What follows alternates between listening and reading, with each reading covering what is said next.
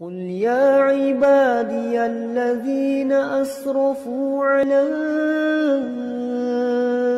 أنفسهم لا تقنطوا من رحمة الله. Bismillahirrahmanirrahim. Assalamualaikum warahmatullahi wabarakatuh. Innal hamdalillah nahmaduhu wa nasta'inuhu wa nastaghfiruh wa na'udzu billahi min shururi anfusina wa min sayyiati a'malina. May yahdihillahu fala mudilla lahu wa may yudlil fala hadiya lahu. Ashhadu an la ilaha illallah wahdahu la syarika lah wa ashhadu anna Muhammadan abduhu wa rasuluh. Allahumma salli ala Muhammadin wa ala ali Muhammad kama sallaita ala Ibrahim wa ala ali Ibrahim wa barik ala Muhammadin wa ala ali Muhammad kama barakta ala Ibrahim wa ala ali Ibrahim innaka Hamidum Majid. Ya ayyuhalladzina amanu taqullaha haqqa tuqatih wa la tamutunna illa wa antum muslimun. Ya ayyuhan nasu taqu rabbakumul ladzi khalaqakum min nafsin wahidah wa khalaqa minha zawjaha wa batha minhuma rijalan katsiran wa nisaa'a wattaqullaha alladzi tasaaluna bihi wal arham innallaha kana 'alaikum raqiba.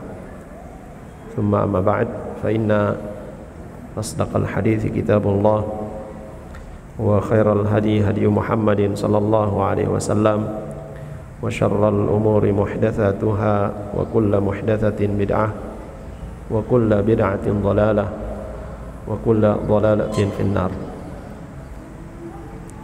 Ikhwani wal akhwat a'azzani Allahu wa iyyakum jami'an. Alhamdulillah, kembali kita dipertemukan oleh Allah Subhanahu wa taala di majelis yang insyaallah diberkahi oleh Allah Subhanahu wa taala. Selalu kita memohon kepada Allah Subhanahu wa taala agar supaya diberikan kekuatan dan kesabaran dalam mempelajari serta mengamalkan sunnah Rasulullah sallallahu alaihi wasallam. Taib ikhwan wal akhwat yang dirahmati oleh Allah Subhanahu wa taala, bahasan kita pada malam hari ini masuk bab kedua, pasal yang pertama yaitu tentang tauhid rububiyah. Ya, pasal bab kedua tauhid rububiyah. Pasal pertama tauhid rububiyah dan pengakuan orang-orang musyrikin ya terhadapnya. Ya, pernah kita sebutkan bahwasanya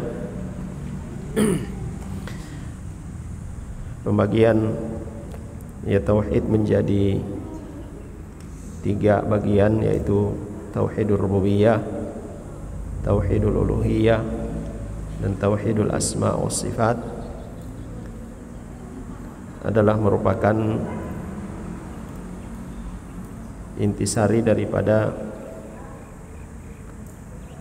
ayat-ayat Al-Quran, atau biasa disebut juga dengan ya hasil istiqra, ya pemahaman para ulama di dalam mengkaji ayat-ayat Allah Subhanahu wa taala, khususnya yang berkaitan dengan masalah tauhid. Maka ya lahirlah pembagian tauhid itu menjadi 3 bagian. Sebahagian ulama menyebutkan ada 2 pembagian, yaitu tauhidul ilm wal ma'rifah, kemudian tauhidul al-ibadah. Ya, tauhid al-ilm wal ma'rifah adalah tauhidul rububiyah dan asma wa sifat. Kemudian tauhidul ibadah yaitu tauhid al-uluhiyah. Dan pembagian tauhid ini bukanlah sesuatu yang terlarang, bukan pula sesuatu yang dikatakan bid'ah, apalagi ya dikatakan tasyabbuh dengan Trinitas. Ya tidak. Bahkan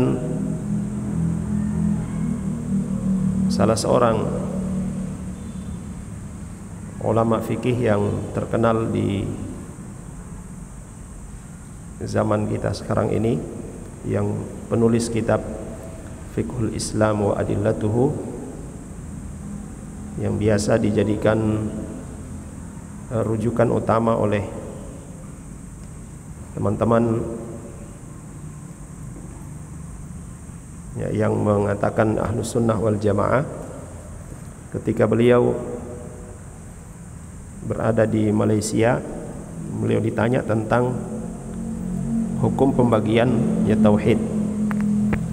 Ya, beliau ditanya tentang hukum pembagian tauhid menjadi 3 bagian, dan beliau ya menyebutkan ya hal itu adalah hal yang biasa, hal yang dibolehkan, karena diambil dari pemahaman yang ada di dalam ayat-ayat Al-Quran, khususnya yang berkaitan dengan masalah tauhid. Ya, barangkali ya maksud dari penanya itu ya beliau menjelaskan yang sebaliknya, tetapi justru ya beliau menyebutkan ya berbeda dari apa yang diinginkan oleh ya penanya. Karena kita tahu ya di negeri seberang ya termasuk ya negeri yang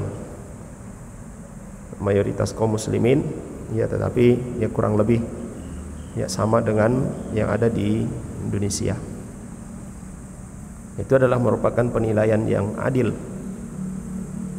ya, bahwa sesuatu yang tidak menyelisihi syariat ya seperti pembagian tauhid ini ya adalah sesuatu yang lumrah, sesuatu yang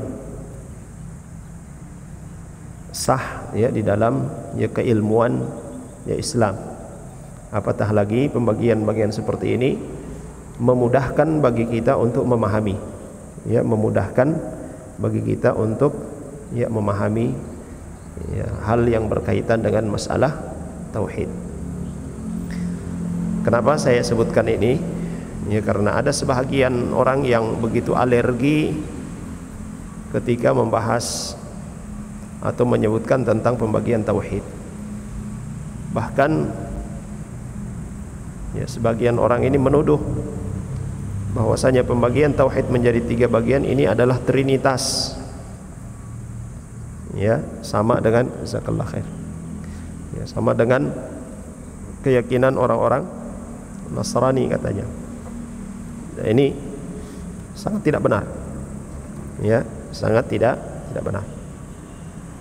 Karena dalil-dalilnya jelas ya secara umum di dalam Al-Qur'an ya, yang memberikan makna ya tentang pembagian tauhid ini. Baik. Pasal yang pertama yaitu tauhid ar-rububiyah serta pengakuan orang-orang musyrikun orang-orang musyrik terhadapnya. Pengertian daripada ya tauhid ar-rububiyah yaitu meyakini keesaan Allah Subhanahu wa taala dalam rububiyah. Ya, mengakui keesaan Allah Subhanahu wa taala dalam rububiyah. Maksudnya di sini rububiyah adalah perbuatan-perbuatan Allah Subhanahu wa taala yang khusus baginya. Ya, adapun pengertian tauhid secara umum yaitu meyakini keesaan Allah Subhanahu wa taala ya, dalam masalah rububiyah, dalam masalah uluhiyah, dalam masalah asma wa sifat. Ya. Nah, tauhid rububiyah sebagaimana yang kita sebutkan tadi mengesahkan Allah Subhanahu wa taala atau mengimani ya keesaan Allah Subhanahu wa taala dalam segala perbuatannya, serta meyakini bahwa yang melakukan pekerjaan itu atau perbuatan itu hanya Dia Jalla wa Ala sendiri ya, Allah Subhanahu wa taala sendiri yang melakukannya. La syarika la fi, ya, tidak ada sekutu, tidak ada yang menyertainya di dalam ya mengerjakan perbuatan tersebut. Ya, seperti apa? Al-khalq, ya, penciptaan. Ya, Allah Subhanahu wa taala sebutkan, a'udzubillahi minasyaitonirrajim, Allahu khaliqu kulli syai'. Allah adalah ya pencipta segala sesuatu. Allah Subhanahu wa taala menciptakan segala sesuatu. Ya. Dan disebutkan kulli syai', segala sesuatu ini, maka apa saja itu diciptakan oleh Allah Subhanahu wa taala. Ar-Raziq, ya, pemberi rizki ya. Allah Subhanahu wa taala yang memberi rizki kepada seluruh makhluk ya. Dan dalam persoalan rizki ini, ikhwas sekalian dan akhwat yang dirahmati oleh Allah Subhanahu wa taala, kalau kita betul-betul meyakini bahwa Allah Ar-Raziq, maka tidak ada keraguan ya, tidak ada keraguan sedikit pun di dalam hati kita bahwa besok kita akan mendapatkan rizki dari Allah Subhanahu wa taala ya. Tidak ada kekhawatiran ya, bagaimana nanti rizki saya, bagaimana nanti rizki istri-istri saya, bagaimana nanti rezeki anak-anak saya, dan sebagainya ya. Semua sudah diatur oleh Allah Subhanahu wa ta'ala. Begitu juga saat kita meyakini bahwa Allah Subhanahu wa ta'ala Ar-Raziq, Dia yang memberikan rezeki, maka tidak ada kekhawatiran sedikit pun bagi seorang pedagang yang kiri kanannya memiliki dagangan yang sama ya.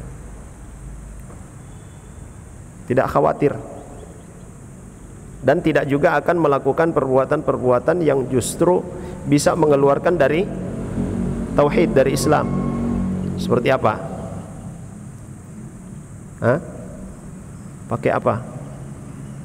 Ya, pakai penglaris ya, penglaris atau apa ya, bawa jimat nanti ke pasar supaya nanti orang-orang lebih cenderung ya belanja di lapaknya.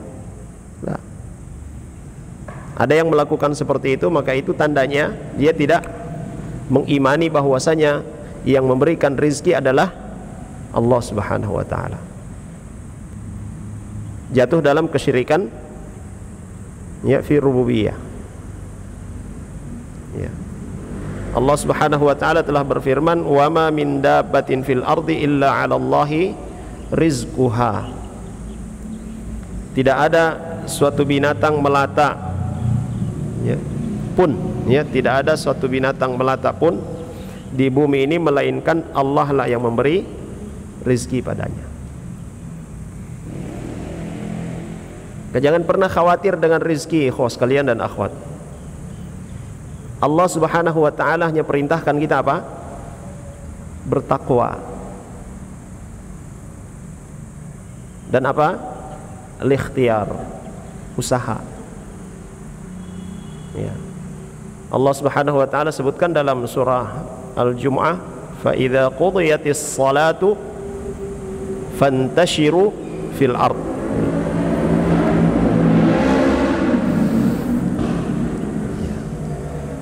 Kalau sudah selesai mendirikan salat, apa? Fantashiru fil ard, bertebaranlah di muka bumi. Itu ikhtiar, berusaha untuk menjemput rizki yang sudah disiapkan oleh Allah Subhanahu wa ta'ala. Salat itu adalah salah satu lambang ketakwaan. Allah perintahkan kita untuk bertakwa, lalu kemudian ikhtiar ya. Yakin bahwa yang memberikan rizki itu adalah Allah Subhanahu wa ta'ala. Ya. Maka bagi para ikhwah, ya, para akhwat, ya, yang masih galau dengan masalah rizki, ya, perlu untuk mengulang-ulang membaca ayat ini. Wa ma min dabbatin fil ardi illa 'alallahi rizquha. Juga ada hadis Nabi sallallahu alaihi wasallam yang menyebutkan, ya, ketika seorang janin, ya, sebelum dia dilahirkan ke muka bumi ini, telah ditetapkan oleh Allah Subhanahu wa ta'ala tentang apa? Rizkinya, tentang umurnya, ya. Itu sudah ditetapkan, ya. Dan seseorang itu tidak akan mati, tidak akan wafat kecuali kalau sudah habis rizkinya.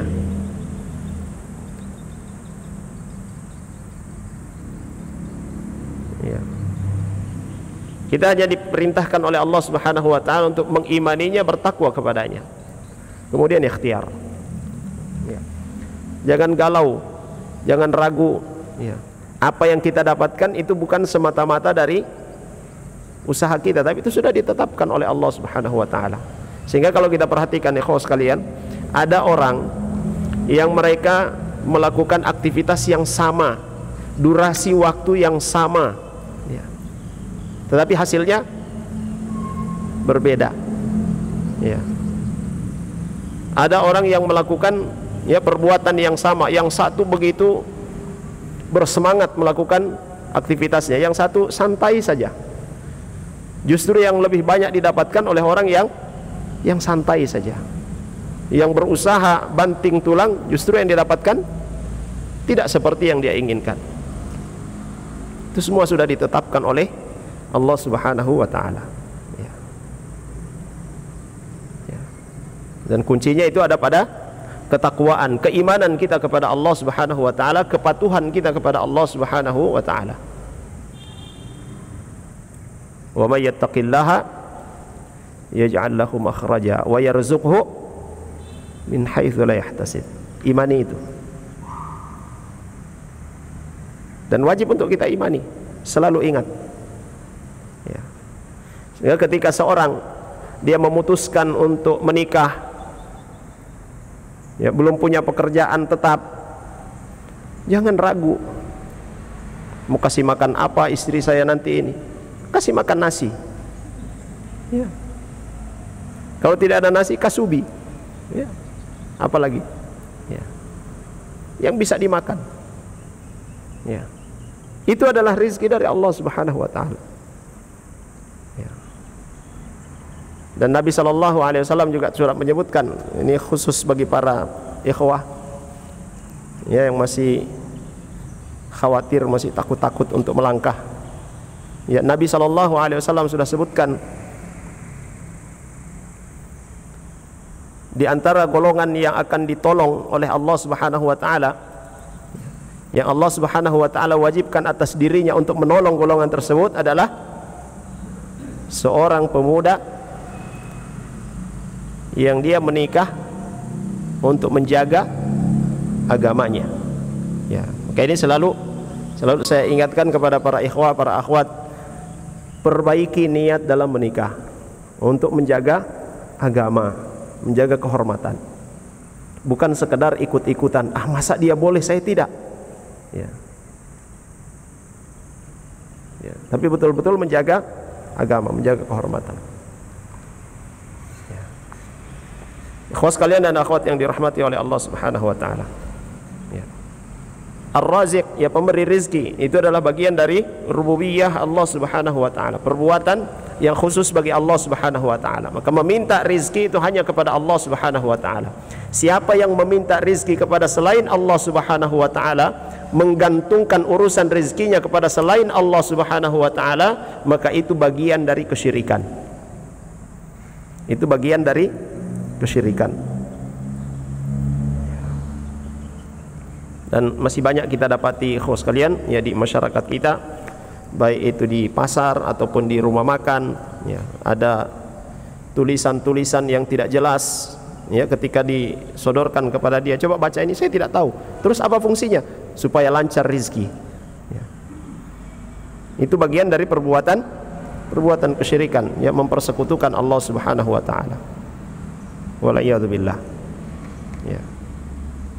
Termasuk bagian dari, ya, perbuatan kesyirikan ini adalah, ya, di saat ada pembeli pertama langsung kemudian uangnya itu dipakak-pakakkan di dagangannya. Ya, kenapa? Penglaris. Ya. Ya. Itu bagian, ya, yang menunjukkan bahwa, ya, dia menggantungkan rezekinya bukan kepada Allah Subhanahu wa taala. Ya. Dan orang-orang yang menggantungkan urusannya kepada selain Allah Subhanahu wa taala, maka dia adalah orang yang paling tidak tenang, orang yang selalu galau. Ya, orang yang selalu galau, tidak akan mendapatkan ketenangan. Ya. Yang bekerja sama dengan jin-jin, ya, jimat-jimat itu, ya, di situ ada jin. Ya. Mereka tidak akan mendapatkan ketenangan, ya, dengan menyimpan jimat-jimat penglaris atau apa segala macam itu. Ya. Tapi justru akan semakin galau. Ya. Kemudian bagian dari rububiyah Allah Subhanahu wa taala, bahwasanya dia Jalla wa Ala adalah penguasa alam dan pengatur semesta. Al-Malik, Al-Mudabbir. Ya, Allah Subhanahu wa taala adalah penguasa alam semesta dan dia pula yang mengaturnya. Allah Subhanahu wa taala yang mengangkat dan menurunkan, yang memuliakan dan menghinakan, maha kuasa atas segala sesuatu, yang mengatur perputaran siang dan malam, menghidupkan dan mematikan. Ya, yang menghidupkan dan yang mematikan. Ya.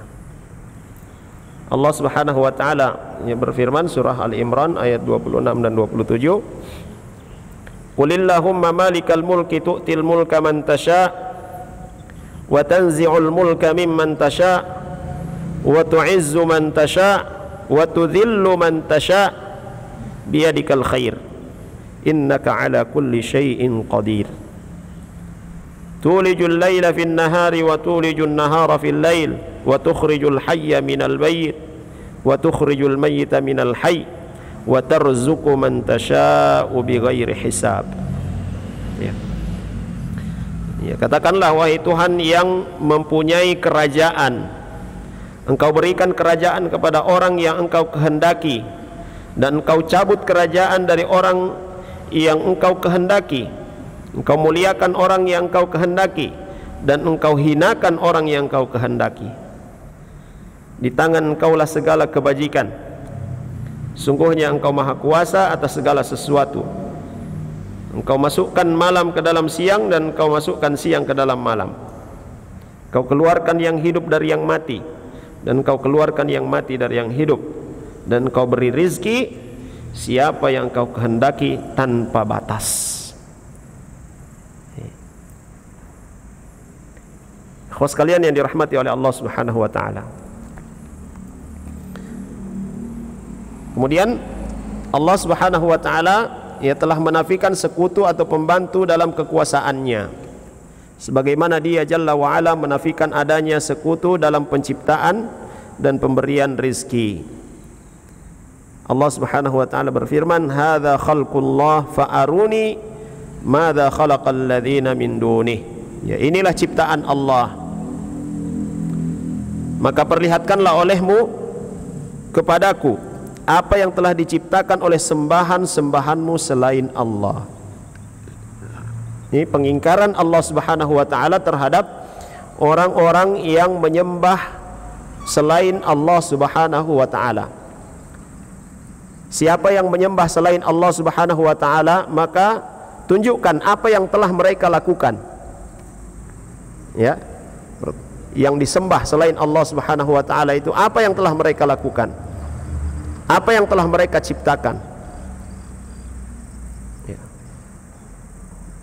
Orang-orang yang didatangi, yang dimintai ya, jampi-jampinya, yang dimintai jimat-jimatnya, supaya kemudian bisa mudah urusannya, ya, bisa lancar rezekinya, bisa selesai ya permasalahan-permasalahannya. Apa yang telah dia lakukan? Apa yang telah dia ciptakan? Dan sungguh aneh, ada orang yang datang ke dukun meminta supaya dilariskan rezekinya, sementara si dukun ini miskin. Ajib. Di mana akalnya? Ya. Ketika ada barang hilang, dia pergi ke dukun. Tolong lihat ada di mana saya barang ini. Sedangkan si dukun ini kalau barangnya hilang dia pun bingung. Ajaib. Di mana akalnya? Ya. Maka itu orang-orang jahiliyah, orang-orang musyrikun dahulu disebut orang-orang jahiliyah karena apa? Jahil, bodoh, tidak menggunakan akalnya. Sesuatu yang mereka ciptakan sendiri, mereka buat sendiri, mereka ibadahi. Sesuatu yang tidak bisa berbuat apa-apa, mereka sembah. Ya.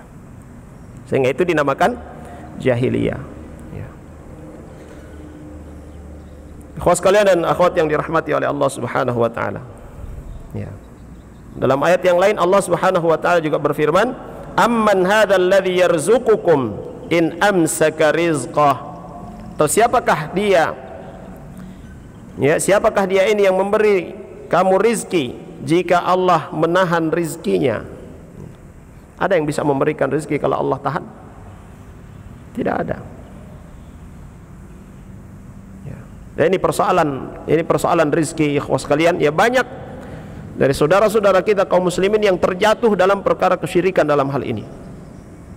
Galau dengan urusan rizki, galau dengan urusan makanan, lalu kemudian melakukan perbuatan-perbuatan yang dimurkai oleh Allah Subhanahu wa taala. Seharusnya yang dia lakukan itu adalah bertakwa, membersihkan ya amalan-amalannya dari perkara-perkara yang berbau kesyirikan, tapi justru dia melakukan perbuatan-perbuatan yang menjerumuskan dia pada kesyirikan, waliyadzubillah. Ya. Dan ini tentunya kembali lagi kepada apa yang sudah kita bahas. Ya, sebab-sebab orang jauh dari akidah Islam yang benar. Apa? Poin yang pertama, al-jahlu, kejahilan, kebodohan.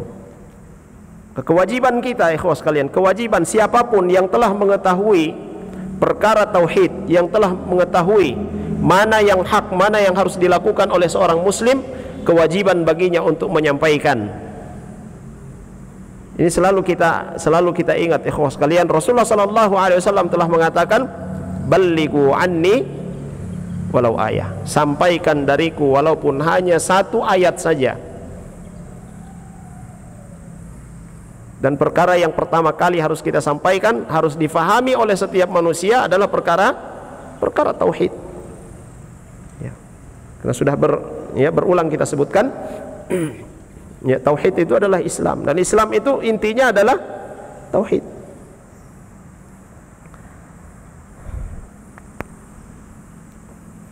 Allah Subhanahu wa taala juga menyatakan ya tentang keesaannya dalam rububiyah ya atas segala alam semesta. Alhamdulillahi rabbil alamin. Ya. Segala puji bagi Allah, ya, Rabbil alamin, ya, Tuhan semesta alam. Dia pemilik ya semesta alam ini. Ya.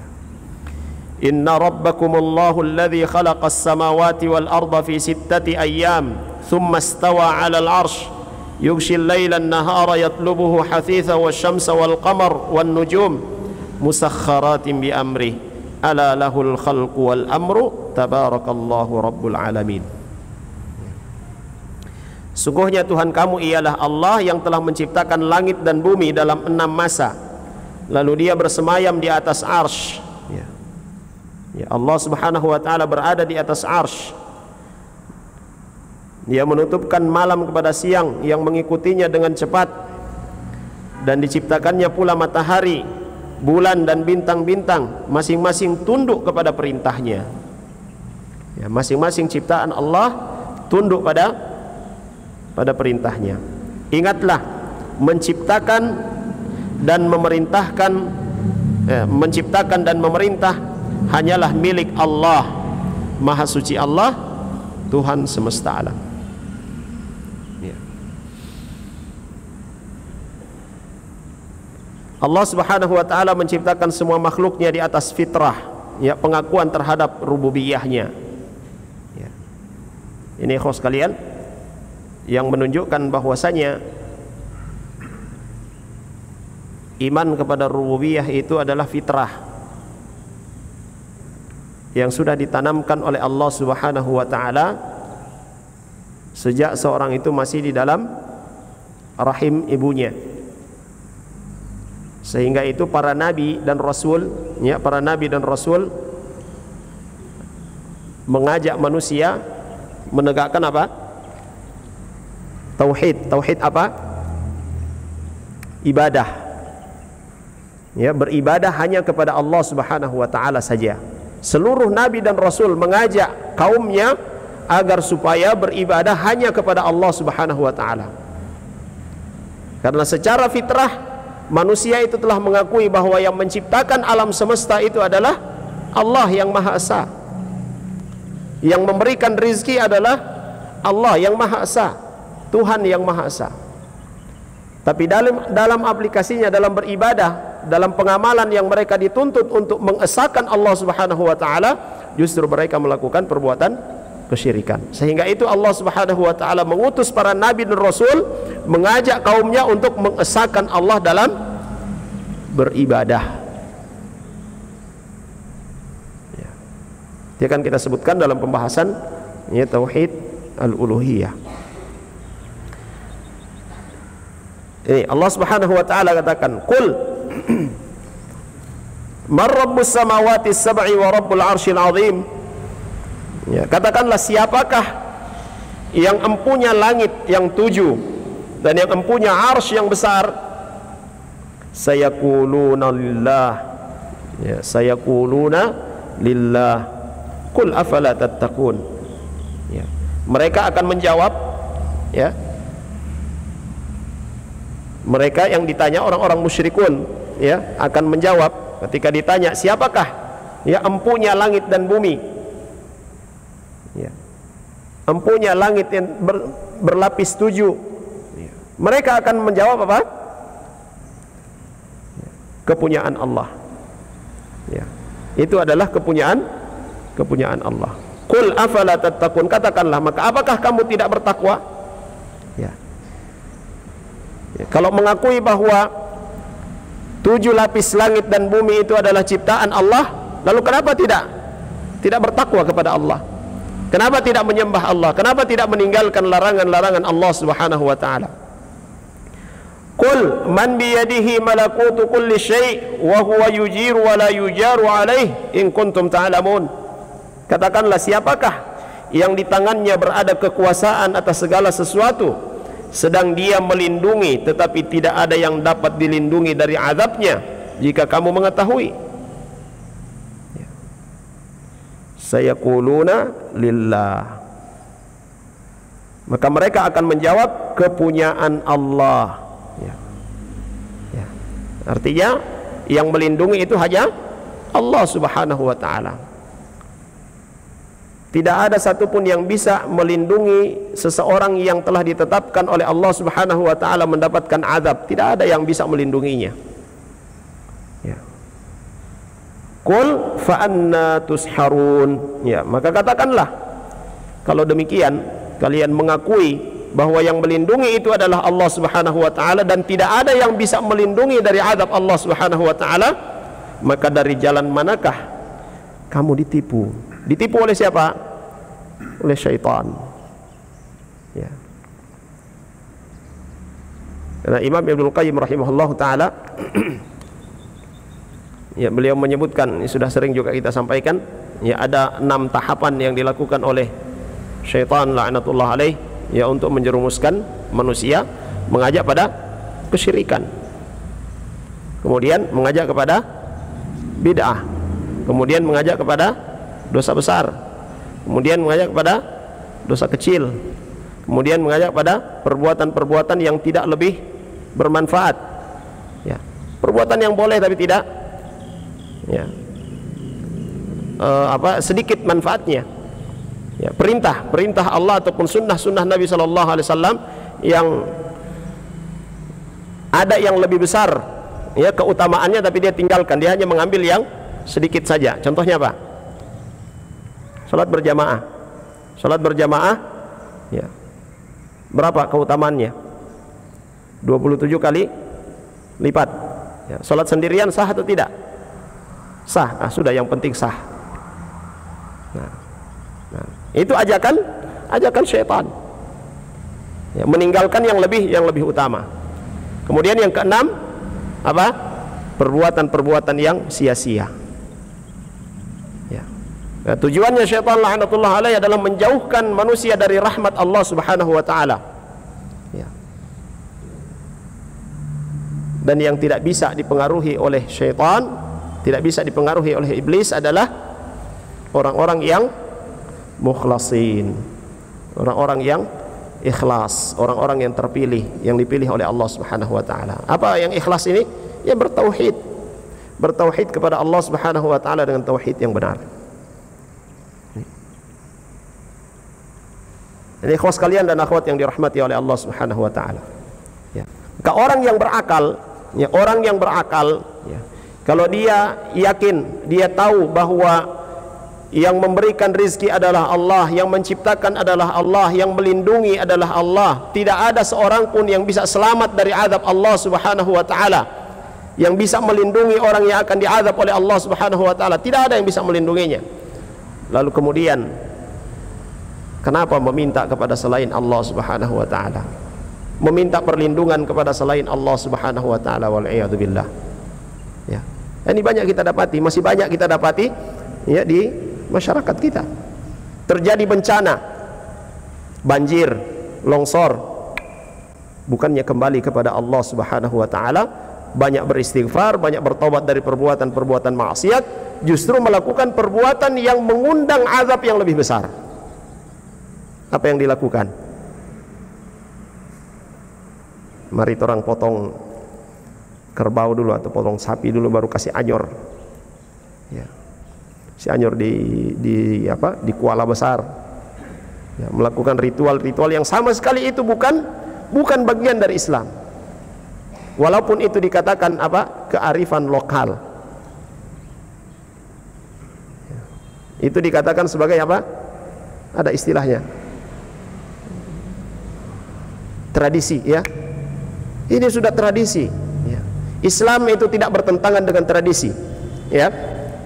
Islam tidak bertentangan dengan tradisi. Contohnya apa? Ya, banyak tradisi yang ditampung oleh Islam. Pakai songkok misalnya.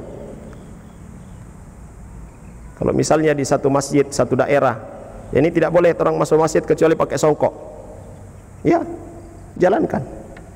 Pakai sarung misalnya, ya, tidak boleh orang masuk masjid, itu sudah menjadi aturan, sudah menjadi adat di satu tempat itu. Orang yang datang ke masjid salat berjamaah atau salat Jumat pakai sarung, ya. Sebagaimana di negeri Arab, ya, tradisinya para ulama itu pakai imamah, ya, pakai kutrah, pakai surban, ya. Kalau dia lepas surban itu menjadi aib, ya. Yang seperti itu diterima. Tapi kalau tradisi tidak pakai baju, tidak diterima, ya. Ya. Tradisi potong ayam dipersembahkan kepada, ya, penunggu sungai atau penunggu pohon atau penunggu lembah, ya. Ya. Ini menyelisihi akidah Islam. Itu tradisi apa? Jahiliyah. Tradisinya kalau mau naik rumah baru maka potong sapi dulu sebelum bikin pondasi, dan darahnya itu ditaruh di lubang pondasi. Supaya apa? Supaya kuat. Supaya apa? Supaya orang-orang yang tinggal di dalam itu tidak berkelahi. Ini tradisi yang menyelisihi syariat Islam. Ya. Islam tidak menyelisihi tradisi, tetapi tradisi yang apa? Tidak bertentangan dengan syariat Islam. Ya. Ikhwas sekalian dan akhwat yang dirahmati oleh Allah Subhanahu wa taala. Ya. Nah, dari ayat-ayat yang kita sebutkan ini menunjukkan bahwasanya masalah rububiyah Allah Subhanahu wa taala, ya, perbuatan-perbuatan yang khusus bagi Allah Subhanahu wa taala ini, yang menciptakan, memberikan rizki, yang melindungi, ya, menghidupkan, mematikan, itu secara fitrah diimani, secara fitrah diakui oleh manusia, oleh orang-orang musyrikun dahulu. Ya. Itu secara fitrah. Ya.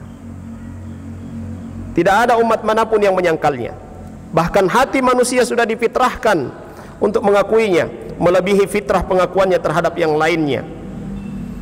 Allah Subhanahu wa taala berfirman, qalat rusuluhum afillahi syak fatiris samawati wal ard. Ya, berkata rasul-rasul mereka, apakah ada keraguan-keraguan terhadap Allah, pencipta langit dan bumi? Ya. Ya. Mereka tidak ragu. Ya. Ketika utusan-utusan Allah Subhanahu wa taala menyerukan kepada mereka, kalian ragu bahwa yang menciptakan langit dan bumi ini adalah Allah? Mereka tidak ragu. Tapi dalam peribadatan mereka mempersekutukan Allah Subhanahu wa taala. Kemudian adapun orang yang paling dikenal pengingkarannya adalah Fir'aun. Namun demikian di hatinya masih tetap meyakini adanya Allah Subhanahu wa taala. Ya. Sebagaimana perkataan Nabi Musa alaihissalam yang Allah Subhanahu wa taala abadikan dalam Al-Qur'an, laqad alimta ma anzala haula illa rabbus samawati wal ard basair wa inni la'adhunnuka ya Fir'aun mathbura. Musa menjawab, sungguhnya kamu telah mengetahui bahwa tiada yang menurunkan mukjizat-mukjizat itu kecuali Tuhan yang memelihara langit dan bumi sebagai bukti-bukti yang nyata. Dan sungguhnya aku mengira kamu, hai Fir'aun, seorang yang akan binasa. Ia juga menceritakan tentang Fir'aun dan kaumnya, ya Allah Subhanahu wa taala sebutkan, wajahadu biha wastaiqanatha anfusuhum dzulman wa 'uluwa. Dan mereka mengingkarinya, ya mereka Fir'aun dan pengikut-pengikutnya mengingkari Allah Subhanahu wa taala karena kezaliman dan kesombongan mereka. Padahal hati mereka meyakini kebenarannya. Hati mereka meyakini kebenaran Allah Subhanahu wa taala. Bahkan ya beberapa kali saya mendapati ada orang-orang di luar Islam, ya, secara spontan, ya, tiba-tiba dia mengatakan la ilaha illallah. Dari mana dia tahu ini? Ini satu kali waktu anak saya masuk rumah sakit di Sulawesi Tengah, itu sekamar dengan anak-anak juga non muslim, ya. Tiba-tiba ini ibu guru, dia melihat berita seorang murid yang memukul guru. Tahun berapa itu? Kurang lebih ya tahun 2014.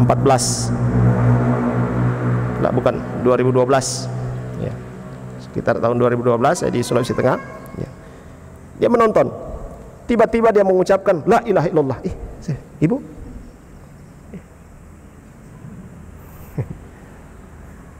kenapa ibu? Sudah biasa saya dengar itu, sudah biasa saya dengar, tapi muncul spontan.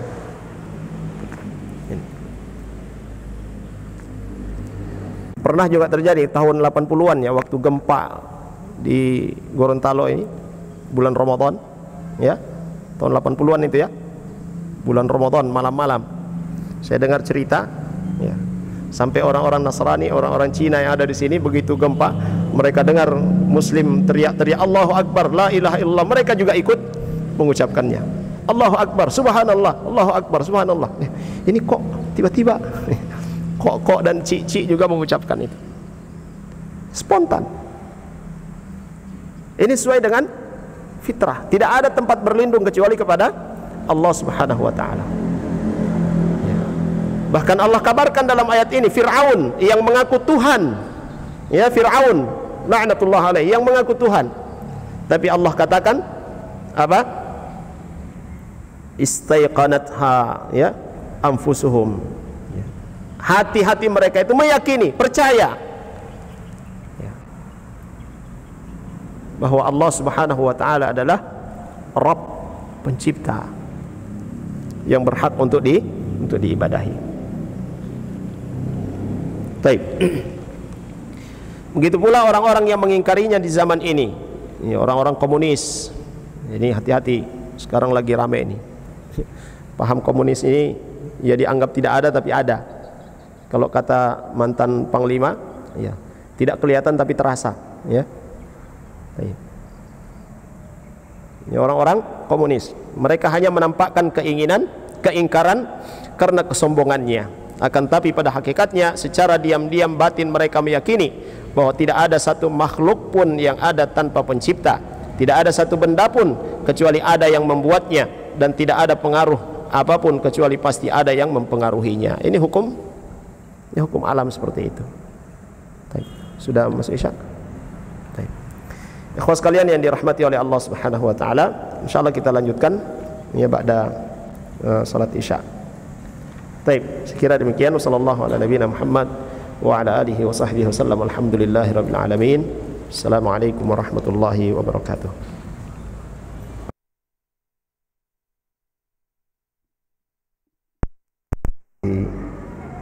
Wa mawala. Assalamualaikum warahmatullahi wabarakatuh.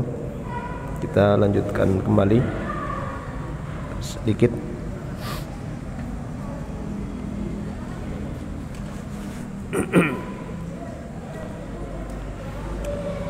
Ikhwah dan akhwat sekalian yang dirahmati oleh Allah Subhanahu wa taala. Ya. Jadi persoalan rububiyah Allah Subhanahu wa taala,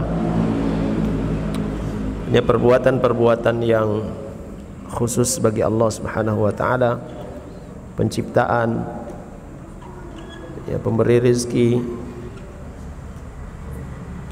ya, penguasa, pengatur alam semesta adalah Allah Subhanahu wa taala, dan itu adalah merupakan sesuatu yang diakui oleh manusia atau yang disebut dengan fitrah manusia. Ini disebutkan oleh Allah Subhanahu wa taala dalam Al-Qur'an, dalam ayat-ayat yang tadi kita bacakan. Bahkan Fir'aun sendiri yang mengaku sebagai Tuhan pun Allah katakan di dalam hatinya itu mengakui Allah Subhanahu wa ta'ala. Mereka meyakini kebenaran Allah Subhanahu wa ta'ala. Demikian pula orang-orang ateis, orang-orang komunis yang saat ini mereka menganggap tidak ada atau tidak meyakini adanya Tuhan. Tapi pada kondisi tertentu, di saat mereka tertimpa sesuatu yang tiba-tiba, fitrah mereka itu akan mengatakan bahwa Allah Subhanahu wa ta'ala adalah tempat berlindung. Allah Subhanahu wa ta'ala ya adalah yang mengatur segalanya. Ya, secara tidak sengaja kadang mereka sebutkan ya tergantung yang maha kuasa. Dan kalau berbicara biasa-biasa mereka mengingkari ya akan adanya Tuhan. Tapi pada kondisi tertentu nampak ya terlihat bahwasanya pada hakikatnya hati mereka itu mengakui ya adanya Allah Subhanahu wa ta'ala. Karena keberadaan Allah ya berkaitan juga dengan perbuatan-perbuatan yang khusus yang masuk dalam ranah rububiyah ini, ini adalah sesuatu yang selain dia fitrah, sesuai dengan logika, sesuai dengan akal. Allah Subhanahu wa taala juga berfirman, am khuliqu min ghairi syai'in am humul khaliqun am khalaqus samawati wal arda bal la yuqinun. Apakah mereka diciptakan tanpa sesuatu pun, ataukah mereka yang menciptakan diri mereka sendiri? Tidak mungkin kan mereka menciptakan diri mereka sendiri. Tidak mungkin juga ada sesuatu tanpa ada yang mengadakan. Itu bertentangan dengan logika. Ataukah mereka telah menciptakan langit dan bumi itu? Sebenarnya mereka tidak meyakini apa yang mereka katakan. Mereka tidak meyakini apa yang mereka katakan. Jadi pengingkaran orang-orang, pengingkaran orang-orang terhadap rububiyah Allah Subhanahu wa taala itu tidak seperti dengan yang ada di dalam hati mereka. Dan itu sudah fitrah. Tentang rububiyah Allah Subhanahu wa taala itu sesuai dengan fitrah manusia, sesuai dengan logika, sesuai dengan akal sehat.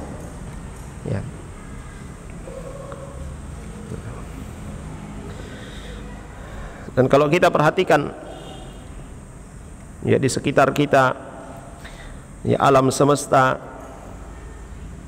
daratan dan lautan dan semuanya,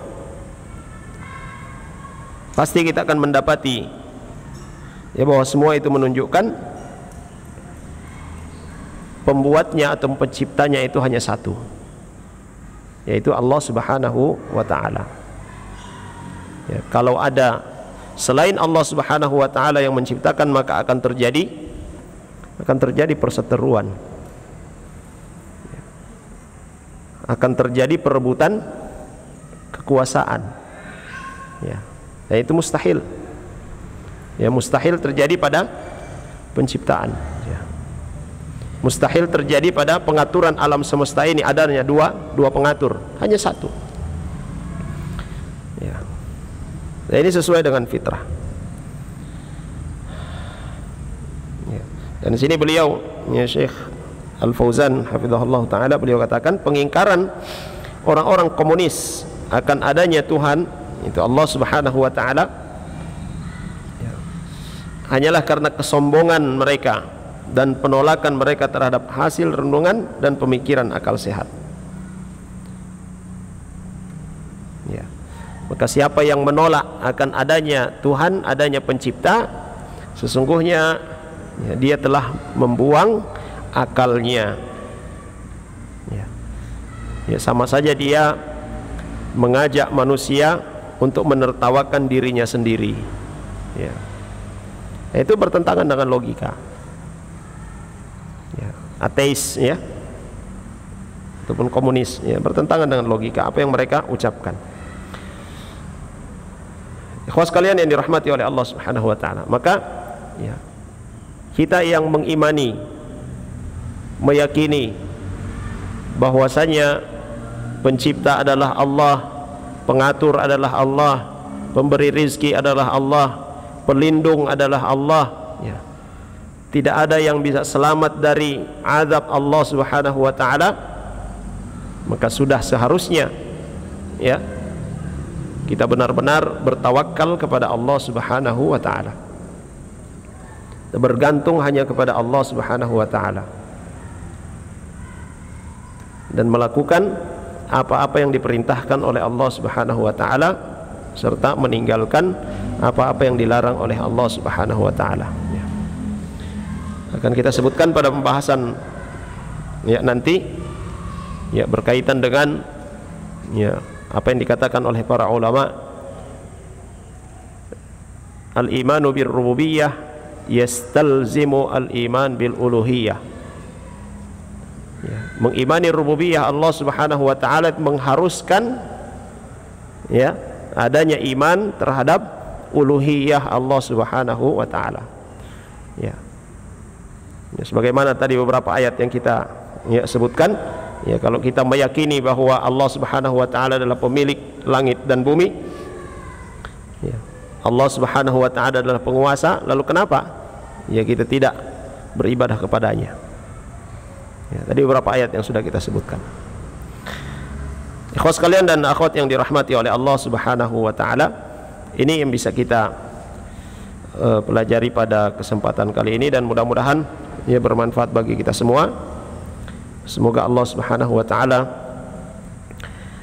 ya selalu mengistiqomahkan kita di atas sunnahnya Rasulullah sallallahu alaihi wasallam, dan memberikan kesabaran kepada kita semua, memberikan kekuatan ya kepada kita semua untuk mempelajari apa-apa yang telah diajarkan oleh Rasulullah sallallahu alaihi wasallam.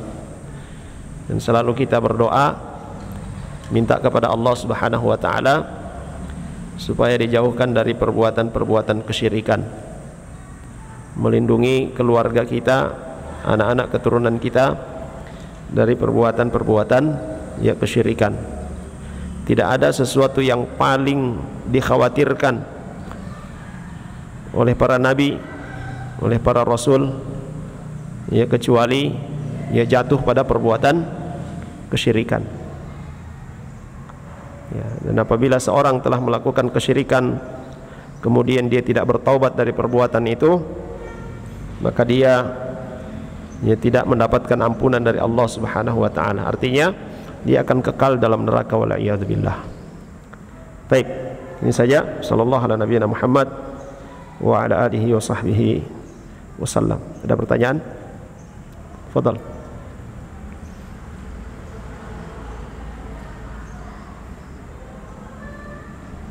Baik. Apa perbedaan syirik besar dan syirik kecil? Kemudian apa saja yang termasuk syirik besar dan syirik kecil itu? Baik. Ini ada bahasannya nanti, ya, ada bahasannya yang berkaitan dengan masalah ya syirik, pengertian syirik, ya pembagian syirik, ya ada syirik besar, ada syirik kecil. Dan syirik besar mengeluarkan ya pelakunya dari Islam. Syirik besar membatalkan seluruh amal. Syirik kecil dia adalah dosa besar, tidak mengeluarkan pelakunya dari Islam, membatalkan amalan yang disertai oleh syirik kecil tersebut. Contoh syirik kecil, riya. Ya, contoh syirik besar, berdoa meminta kepada selain Allah Subhanahu wa taala, sujud kepada selain Allah Subhanahu wa taala. Nanti akan kita bahas pada pembahasan khusus, ya. Ada bahasannya setelah pembahasan tauhid al-uluhiyah. Baik, ada yang lain? Cukup? Baik. Ikhwas sekalian yang dirahmati oleh Allah Subhanahu wa taala serta para akhwat,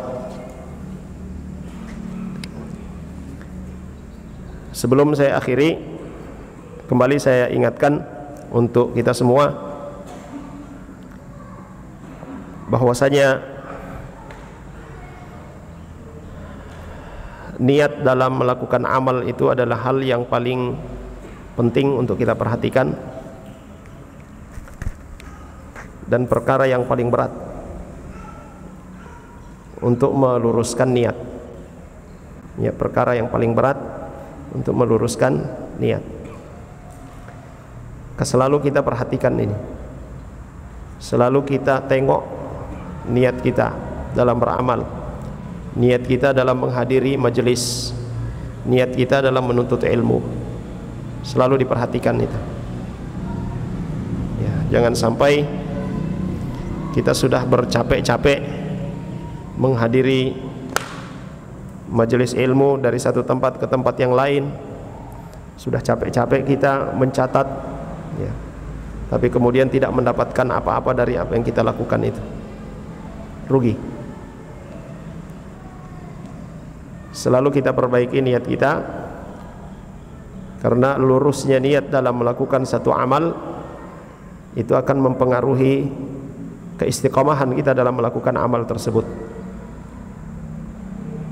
Ketika seorang melakukan satu amal karena Allah Subhanahu wa taala, maka tidak ada satupun yang dapat mempengaruhinya untuk keluar dari jalan yang sedang dia lalui itu atau jalan yang sedang dia tempuh.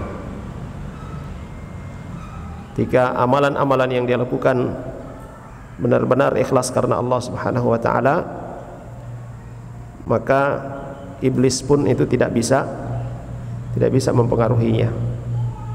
Karena itu sudah dinyatakan oleh Allah Subhanahu wa taala. Permintaan iblis kepada Allah Subhanahu wa taala yang disetujui oleh Allah Subhanahu wa taala bahwa dia akan mempengaruhi, dia akan menyesatkan hamba-hamba Allah Subhanahu wa taala kecuali hamba-hamba Allah Subhanahu wa taala yang terpilih, hamba-hamba Allah Subhanahu wa taala yang ikhlas.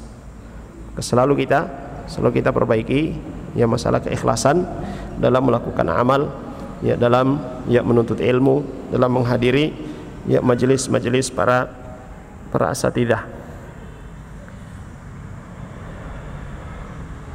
Tidaklah kita menghadiri majelis itu kecuali untuk mempelajari agama Allah Subhanahu wa taala karena Allah Subhanahu wa taala, sebagaimana yang diperintahkan oleh Allah Subhanahu wa taala dan yang diperintahkan oleh Rasulullah sallallahu alaihi wasallam, ya bukan yang lain.